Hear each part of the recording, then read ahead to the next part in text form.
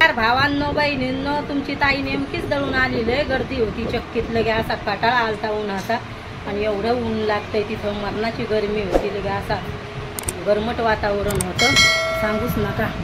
उभं राहायला गेलं जाय ना त्या चक्कीवर असं वाटू लागलं कधी घरी यावं म्हणून. लयच उशीर झाला आणि दळायला मला स्वयंपाक राहिलाय. आता उशीर झालाय मला, लगे लय उशीर झालाय. म्हणजे लय गर्दी होती तिथं चक्कीवर. आता गरमी झाली. आता नेमकीच आली मी चक्कीवर. तिथं लय नम्र लागेल राहते. तरी पण हारसू भयान दळण नेऊन ठेवलं होतं. 1-1.5 घंट्याच्या आधी नेऊन ठेवलं होतं. आमच्या हारसू म्हणे मम्मी तू घरातलं काम आवर म्हणे, मग मी दळण नेऊन ठेवतो. ते तर म्हणू लागला मीच घेऊन येते, पण मला बेसन दळायचं होतं. तर मग डाळ द्यायची आठवणच नाही राहिली हारसूजवळ. मग परत डाळ घेऊन गेले मी. म्हणलं मला आठवण नाही राहिली. म्हणलं आता मला जावं लागतंय. मग बेसन संपलं होतं आपलं. तर म्हणलं आता जाऊ द्या. म्हणलं आता हारसूल काय डबल पाठवा म्हणून मग मी घडी पाठवती. मला डाळ न्यायची राहिली होती बेसन दळायसाठी. मग घेऊन गेले. तर तिथं पण लय गर्दी होती.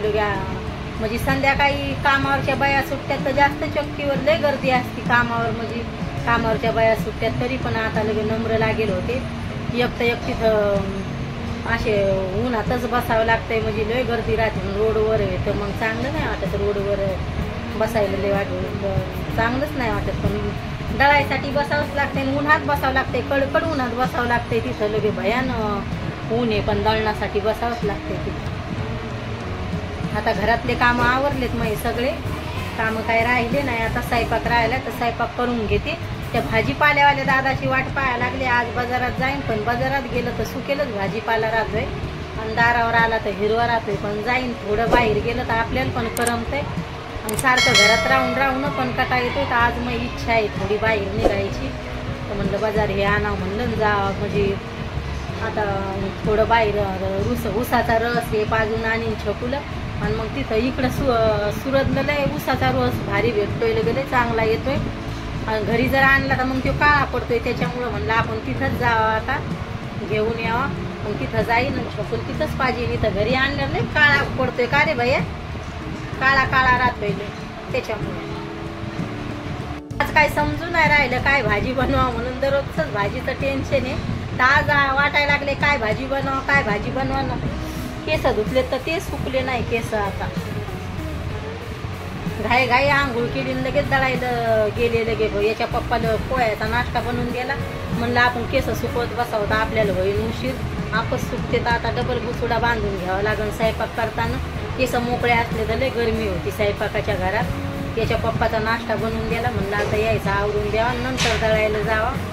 तर मग त्याला तरी पण ते घरी होते तेव्हाच दळायला गेले. म्हणजे कसं मग उशीर होतोय आपल्याला. मग म्हणलं आपल्यालाच कधीतरी.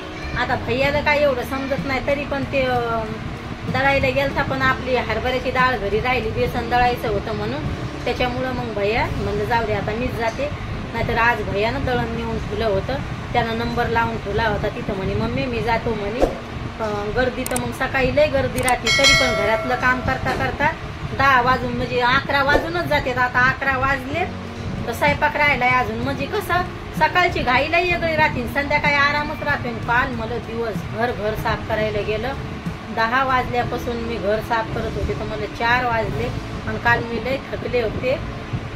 मग याच्या पप्पाला म्हणलं मला गोळ्या आणा. म्हणलं हातपाय दुखायला लागले. मग गोळी घेऊन म्हणजेच गोळ्या घेतल्या आणि झोपले. तेव्हा मला आराम पडला नाही. लय पाय ठस करू लागले. लय ठणकायचे कामानं. बाय भावांनो बहिणींनो, भेटते उद्याच्या व्हिडिओ मध्ये.